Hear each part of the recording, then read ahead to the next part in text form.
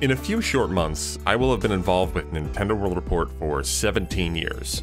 Outside of that causing me to have some degree of existential dread due to the passage of time, it also means that the lead up to the Switch successor is not my first rodeo.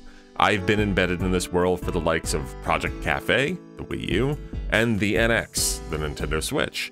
And while the success for each platform is wildly different, recurring patterns do emerge.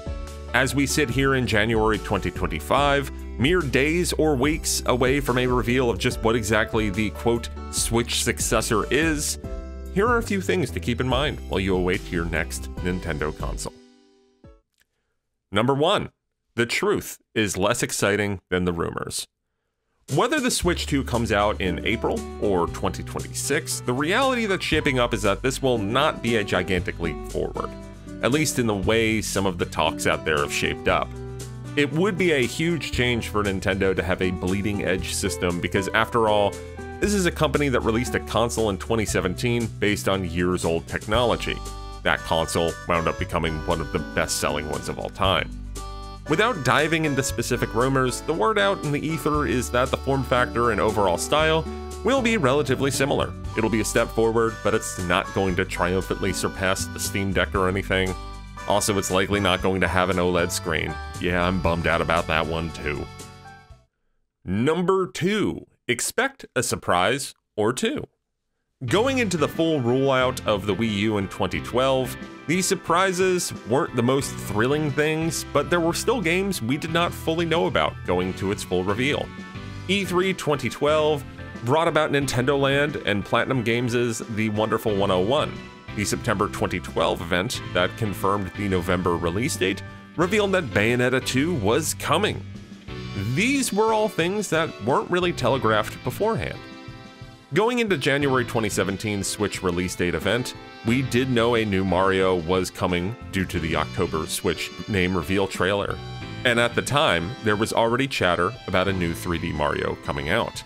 Comically, we have that same chatter now, especially since it's been about 4 years since that team last worked on something substantial in the form of Bowser's Fury. But in the days leading up to January 2017, no one knew about 1-2 Switch or ARMS. Those were legitimate surprises. It's logical that Nintendo will trot out Mario, whether it's a new game from the EPD Tokyo team responsible for Odyssey and Bowser's Fury, or a brand new Mario Kart.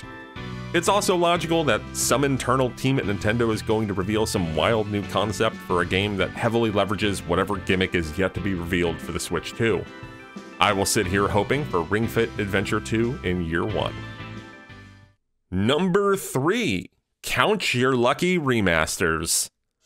Mario Kart 8 Deluxe, a port of a game released 3 years before the Switch came out, was one of the Switch's best-selling games.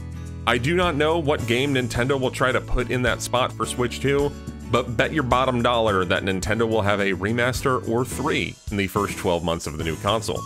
The darkest one would be Mario Kart 8 Deluxe Deluxe, especially because that game would probably still be guaranteed to sell like 30 million copies. But looking at the very few Wii U games left untouched, and the first few years of the Switch, I see a couple of likely options. The Legend of Zelda Breath of the Wild HD, which would frankly be a hilarious name, seems like a real possibility, especially with some reports of a nicer looking Breath of the Wild being used to show off the power of the new console. As far as other Switch games from 2017, Fire Emblem Warriors Definitive Edition and Xenoblade Chronicles 2, Monolith made it to the right console spec this time, seems like things that could exist. Glancing at 2018, maybe Super Smash Bros. Ultimate gets an Ultimator release. Depending on what the Switch 2's gimmick is, Nintendo Land could finally come back from the dead, or maybe 2025 can be the year where everyone comes around on Star Fox Zero. If Breath of the Wild doesn't get the remaster nod, maybe we finally see the long-threatened Wind Waker and Twilight Princess ports.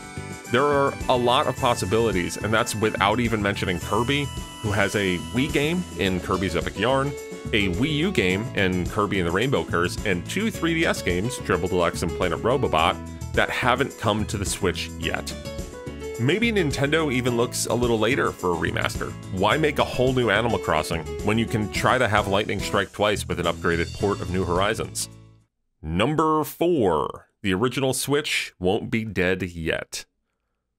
While Nintendo has confirmed backwards compatibility, so any new Switch 1 release will in theory be playable on the successor, it's still to be expected that Nintendo will have a few remaining OG Switch games in the hopper in 2025.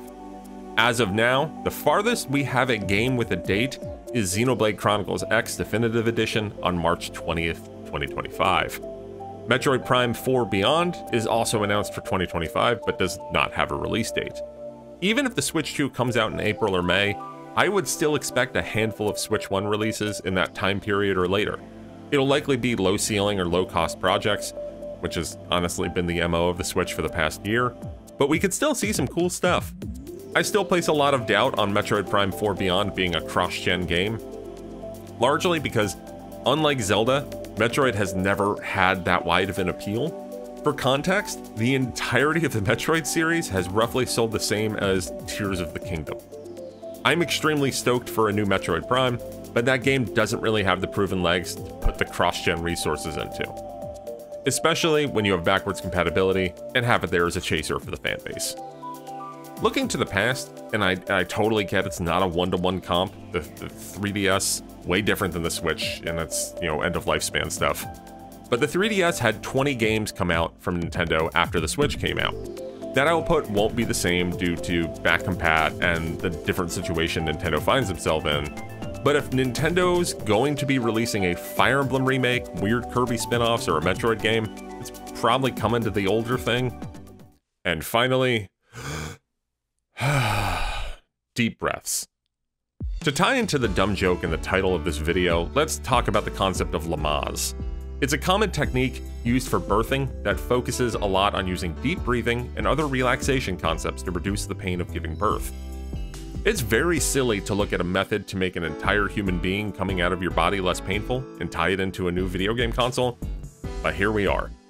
Take deep breaths. Reddit and forum threads will not have all the answers as to when Nintendo will reveal their system. If we believe them all, I think this thing would have been announced like 15 times by now.